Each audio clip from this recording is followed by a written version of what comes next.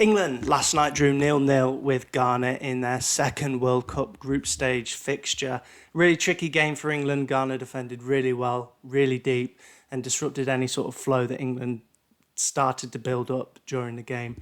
So I've got three main talking points that I want to talk about. So let's get into it. So the first point really is how deep Ghana defended and how well they did to just close off any space that England had, especially in the wide areas.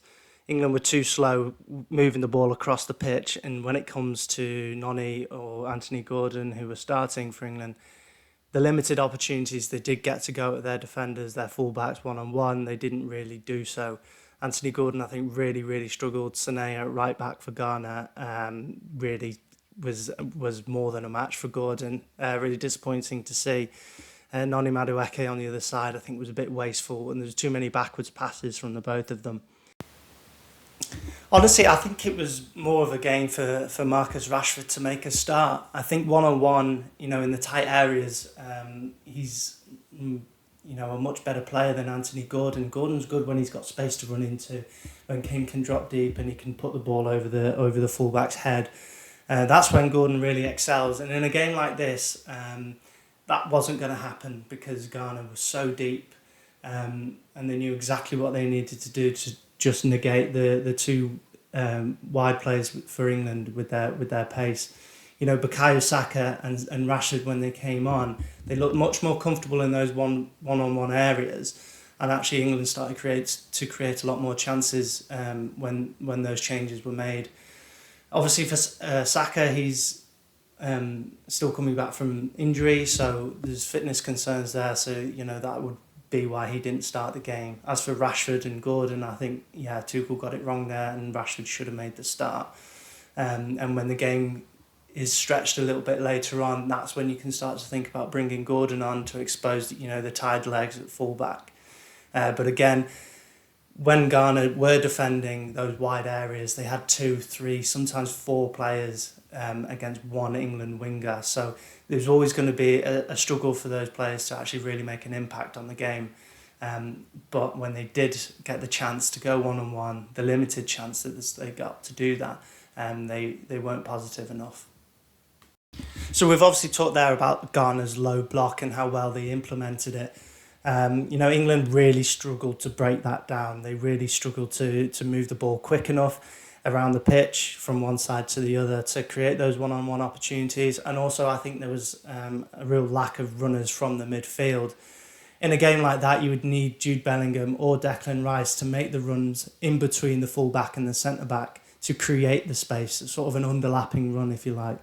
That didn't happen enough to break down what Ghana were doing. They set up really well. There was no space in the middle of the pitch where Harry Kane could ordinarily drop in and start spraying those balls, but he couldn't do that because obviously if he does, it's just even more congested in that number 10 area.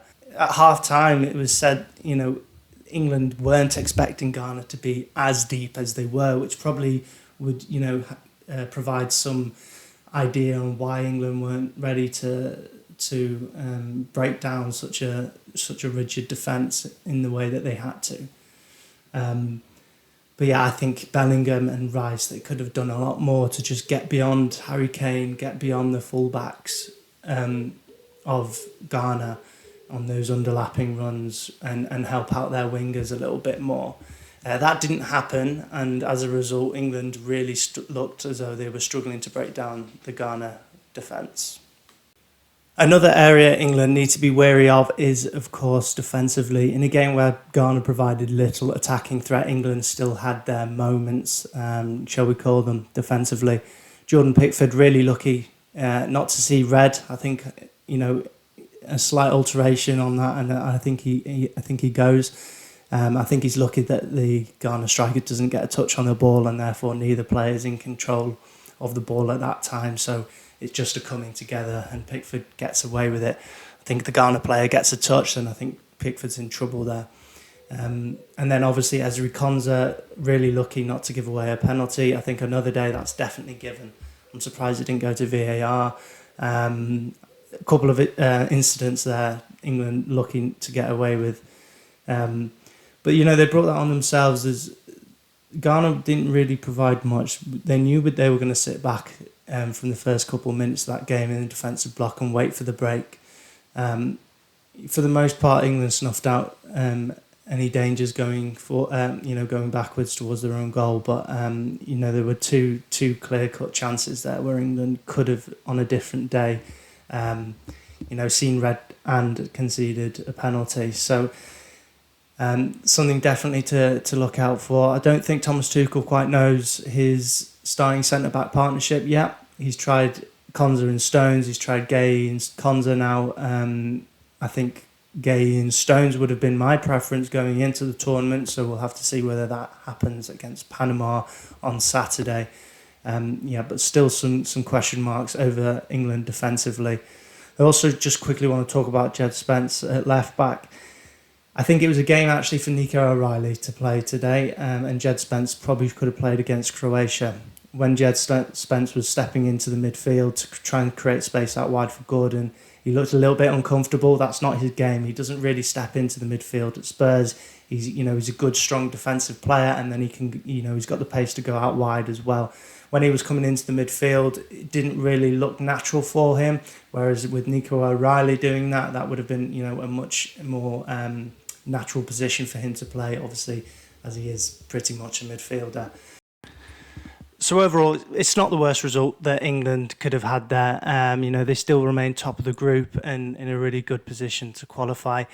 But it is a stark reminder that they are going to have to find a way to break down teams that are willing to play a low block. Panama on Saturday, obviously going to employ a similar, tactical outlay to try and sort of stop England playing. I don't think Panama possess the same amount of quality or, physical presence as Ghana, and I don't think they will be able to implement, a style of play as successfully as Ghana did. But, it's still going to be on Tuchel to sort of drill into these England players that they need to be more expressive, more creative, and more brave on the ball when they do get opportunities, in 1v1 situations, or, as I say, making the late runs from midfield. So that's going to have to be the priority for England, because even if they do qualify, the chances are they're going to play another team who also are willing to play a low block. So they need to find answers, and they need to find them soon. But overall, it's, as I say, not the worst result, and England can now look ahead to Panama, undefeated in the group stage and still top of the group. So there you go. There's my thoughts on the England-Ghana game there. Make sure you leave a comment and a like and subscribe if you've enjoyed it. And thank you very much for tuning in, and I'll see you next time.